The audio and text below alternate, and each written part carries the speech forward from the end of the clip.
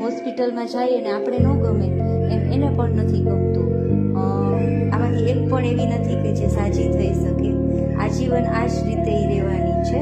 અમારી કોશિશ છે કે બધીને અલગ અલગ રાખીએ, મોટી જગ્યામાં રાખીએ, અને ઈશ્વરની ઈચ્છા હશે તો અમારી ઈચ્છા છે એ બહુ જલ્દી પૂરી થશે અને આ બધા અબોલ જીવ છે એને એક સરસ મજાનું ઘર મળી જશે. કેમ કે આવા જે પેરેલાઇઝ છે એને કોઈ એડોપ્ટ પણ નથી કરતું. આ આજીવન અમારે ત્યાં રહે છે અને જ્યાં સુધી એની જિંદગી છે ત્યાં સુધી એ અહીંયા રહેશે.